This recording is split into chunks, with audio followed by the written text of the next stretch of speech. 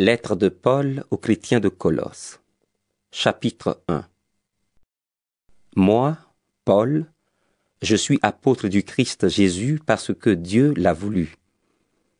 Avec Timothée notre frère, j'écris à ceux qui appartiennent à Dieu et qui sont à Colosse, nos frères et sœurs qui croient au Christ.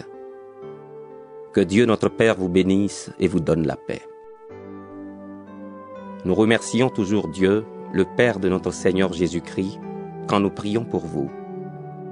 Oui, voici ce que nous avons appris. Vous croyez au Christ Jésus et vous aimez tous ceux qui appartiennent à Dieu. En effet, vous espérez ce que Dieu a préparé pour vous dans les cieux. Quand la bonne nouvelle, qui est la parole vraie, est arrivée chez vous, elle vous a fait connaître cette espérance. Cette bonne nouvelle donne des résultats et se développe aussi dans le monde entier. Chez vous, c'est la même chose depuis que vous avez entendu parler de la bonté de Dieu, depuis que vous avez vraiment compris que Dieu vous aime.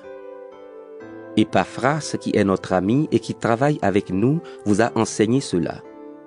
Il nous remplace près de vous comme un fidèle serviteur du Christ, et il nous a fait connaître l'amour que l'Esprit Saint a mis en vous. C'est pourquoi, nous aussi, depuis que nous connaissons ces nouvelles, nous prions sans cesse pour vous. Et nous demandons à Dieu de vous donner toute la sagesse et l'intelligence qui viennent de son esprit. Ainsi, vous pourrez connaître entièrement ce qu'il attend de vous. Vous pourrez vivre comme le Seigneur le veut et faire tout ce qui lui plaît. Vous accomplirez toutes sortes d'actions bonnes et vous connaîtrez Dieu de plus en plus.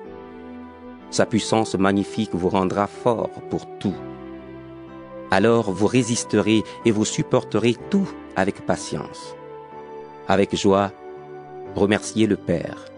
Il vous a rendu capable de recevoir les biens qu'il garde pour ceux qui lui appartiennent dans le royaume de la lumière. Il nous a arrachés au pouvoir de la nuit et il nous a fait passer dans le royaume de son Fils très aimé. Par ce Fils, nous sommes libérés. Nos péchés sont pardonnés. Le Christ est l'image du Dieu qu'on ne peut voir. Il est le Fils premier-né au-dessus de toutes les choses créées. En effet, c'est en lui que Dieu a tout créé dans les cieux et sur la terre, les choses qu'on voit et celles qu'on ne voit pas, les forces et les esprits qui ont autorité et pouvoir. Tout est créé par lui et pour lui. Le Christ existe avant toute chose, et tout ce qui existe ne tient que par lui. C'est lui qui est la tête du corps, c'est-à-dire de l'Église. Il est le commencement, celui qui le premier s'est levé de la mort pour être le premier de tous, toujours et partout. Oui, Dieu a voulu habiter totalement dans son Fils, et il a voulu tout réconcilier avec lui, par son Fils et pour son Fils. Par le sang que son Fils a versé sur la croix, Dieu a fait la paix sur la terre et dans les cieux. Vous, autrefois, vous étiez des étrangers pour Dieu, vous étiez ses ennemis. En effet, vous pensiez à faire le mal et vous le faisiez. Mais maintenant, Dieu vous a réconciliés avec lui par la mort de son Fils qui a souffert dans son corps humain. Alors, vous pouvez vous présenter devant Dieu en étant saint, pur et sans faute. Mais vous devez rester solide et fort dans la foi. Ne vous éloignez pas de la bonne nouvelle. Elle est notre espérance. Vous l'avez entendu, on l'a annoncé à tout ce qui existe sous le ciel. Et moi, Paul, je suis devenu le serviteur de cette bonne nouvelle. Maintenant, je suis heureux de souffrir pour vous. En effet, dans mon corps, je continue à participer aux souffrances du Christ pour son corps, c'est-à-dire pour l'Église. Je suis devenu le serviteur de l'Église pour faire le travail que Dieu m'a demandé. Je dois vous annoncer la parole de Dieu tout entière. Cette parole, c'est le mystère caché à toutes les générations depuis toujours. Maintenant, Dieu l'a montré clairement à ceux qui lui appartiennent. Il a voulu leur faire connaître la grandeur de ce mystère et sa richesse pour tous les peuples. Ce mystère, le voici. Le Christ est au milieu de vous, et par lui, vous espérez participer à la gloire de Dieu. C'est ce Christ que nous annonçons. Nous donnons à chacun des conseils et un enseignement avec toute la sagesse possible pour que tous deviennent adultes dans le Christ. C'est pourquoi je travaille et je lutte avec la force du Christ qui agit en moi avec puissance.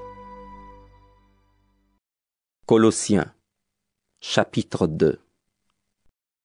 Oui, je veux vous faire savoir ceci. Je dois lutter durement pour vous, pour les chrétiens de Laodicée et pour tous ceux qui ne m'ont jamais vu de leurs yeux. Je veux qu'ainsi leur cœur soit plein de courage, qu'ils soient unis dans l'amour et totalement remplis d'intelligence.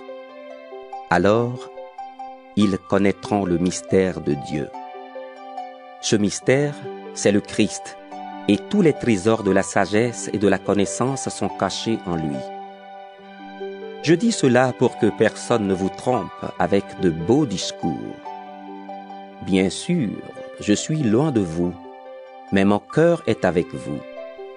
Je suis content de voir que, chez vous, tout se passe dans l'ordre et que votre foi au Christ reste solide. Vous avez reçu le Christ Jésus comme Seigneur. Eh bien, vivez unis à lui. Plongez vos racines en lui. Construisez votre vie sur lui. Restez solidement dans la foi qu'on vous a apprise et remerciez Dieu avec beaucoup d'ardeur. Attention, personne ne doit vous prendre au piège avec les idées fausses de la sagesse humaine.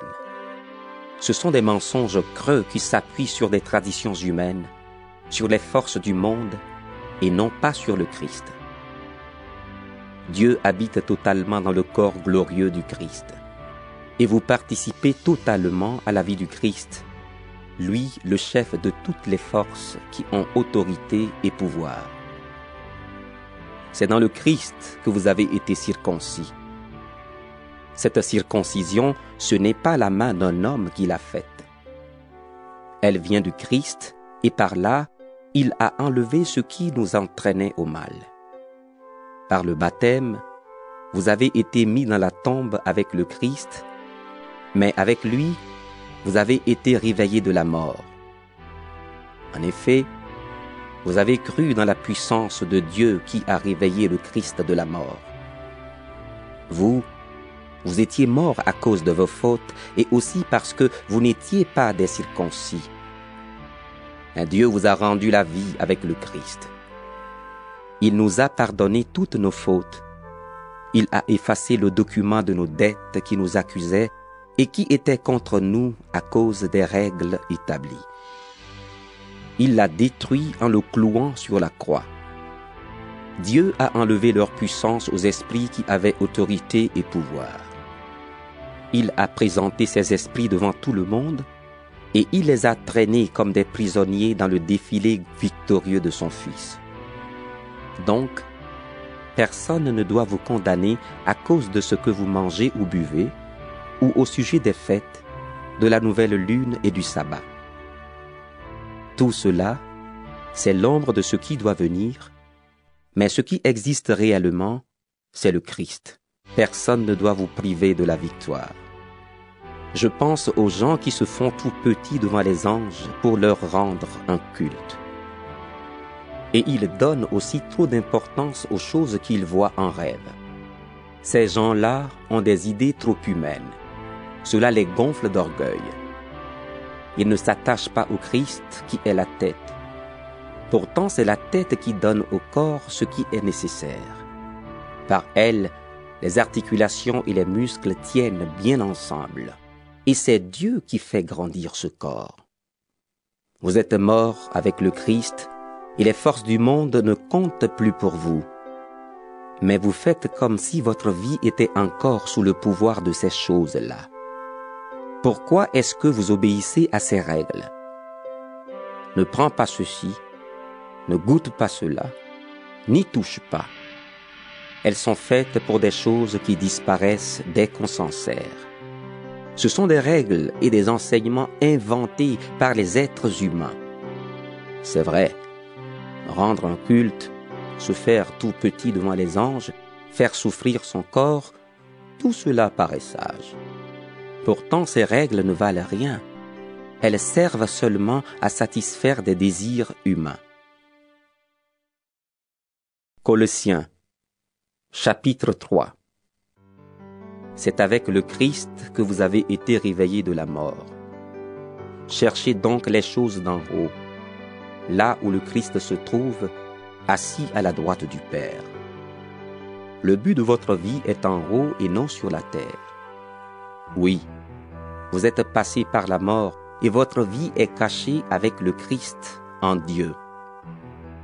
Le Christ est votre vie. Quand il paraîtra, vous aussi vous paraîtrez avec lui et vous participerez à sa gloire. C'est pourquoi faites mourir ce qui en vous appartient à la terre. Par exemple, coucher avec n'importe qui, faire des actions impures, désirer des choses honteuses et mauvaises, chercher à avoir tout pour soi, ce qui est une façon d'adorer les faux dieux. Voilà ce qui attire la colère de Dieu sur ceux qui refusent de lui obéir. Autrefois, vous aussi vous agissiez ainsi quand vous viviez de cette manière. Mais maintenant, rejetez tout cela. Colère, violence, méchanceté. Ne lancez plus d'insultes ni de paroles grossières. Ne vous mentez plus les uns aux autres. En effet, ce que vous étiez avant avec vos façons de vivre, vous vous en êtes débarrassé comme d'un vieux vêtement. Et comme si vous aviez mis un vêtement neuf, vous êtes devenu une personne nouvelle. Cette personne se renouvelle sans cesse et elle ressemble de plus en plus à son Créateur. C'est ainsi que vous pourrez connaître Dieu pleinement. Maintenant, il n'y a plus de non-juifs et des juifs, des circoncis et des non-circoncis. Il n'y a plus des étrangers, des non-civilisés. Il n'y a plus des esclaves et des personnes libres. Mais il y a le Christ. Il est tout et il est en tous. Dieu vous a choisi. Il veut que vous soyez à lui et il vous aime. Donc faites-vous un cœur plein de tendresse et de pitié, un cœur simple, doux, patient. Supportez-vous les uns les autres et pardonnez-vous si quelqu'un a un reproche à faire à un autre. Le Seigneur vous a pardonné. Agissez comme lui. Et surtout, aimez-vous. L'amour est le lien qui unit parfaitement. Que la paix du Christ dirige vos cœurs. Dieu vous a appelé à cette paix pour former un seul corps. Dites-lui toujours merci. Que la parole du Christ habite parmi vous avec toute sa richesse. Donnez-vous des enseignements et des conseils avec toute la sagesse possible. Remerciez Dieu de tout votre cœur en chantant des psaumes, des hymnes et des cantiques qui viennent de l'Esprit Saint. Tout ce que vous pouvez dire ou faire, faites-le au nom du Seigneur Jésus, en remerciant par lui Dieu le Père. Femmes, obéissez à votre mari, comme vous devez le faire dans le Seigneur. Mari, aimez votre femme et ne soyez pas durs avec elle. Enfants, obéissez à vos parents en toutes choses. Voilà ce qui plaît au Seigneur. Parents, n'agacez pas vos enfants, sinon ils vont se décourager. Esclaves, obéissez en toutes choses à vos maîtres sur la terre. Ne les servez pas seulement quand ils vous surveillent, comme pour plaire à des hommes. Mais servez-les avec un cœur sincère parce que vous respectez le Seigneur avec confiance. Tout ce que vous faites, faites-le de bon cœur comme pour le Seigneur et non pour des hommes. En effet, vous le savez, le Seigneur va vous récompenser. Vous recevrez les biens qu'il garde pour son peuple. Le Maître, c'est le Christ. C'est lui que vous servez. Celui qui fait le mal, on le punira pour le mal qu'il a fait, et on ne fera pas de différence entre les gens. Colossiens, chapitre 4. Maîtres, traitez tous vos esclaves de façon juste et honnête. Oui, vous le savez, vous aussi, vous avez un maître au ciel. Continuez à prier fidèlement, ainsi vous serez toujours prêts à remercier Dieu. Priez aussi pour nous, que Dieu nous donne l'occasion d'annoncer sa parole. Ainsi je pourrai parler du mystère du Christ pour lequel je suis en prison. Priez donc pour que je parle de lui ouvertement comme je dois le faire. Avec ceux qui ne sont pas chrétiens, conduisez-vous avec sagesse. Profitez du temps que Dieu vous laisse, que vos paroles soient toujours agréables, intéressantes. Répondez à chacun comme il faut. Tychik vous donnera toutes les nouvelles à mon sujet. C'est un frère et un ami, un serviteur fidèle qui est avec moi au service du Seigneur. Je vous l'envoie surtout pour vous donner de nos nouvelles et pour vous encourager. Onésime, ce frère fidèle et très aimé, est avec Tychik. C'est quelqu'un de chez vous. Ensemble, ils vous raconteront tout ce qui se passe ici. Aristarque, qui est en prison avec moi, vous salue. Marc, le cousin de Barnabas, vous salue aussi. Vous avez reçu des conseils au sujet de Marc. S'il vient chez vous, recevez-le bien. Jésus, qu'on appelle Justus, vous salue également. Parmi les Juifs devenus chrétiens, ce sont les seuls qui travaillent avec moi pour le royaume de Dieu.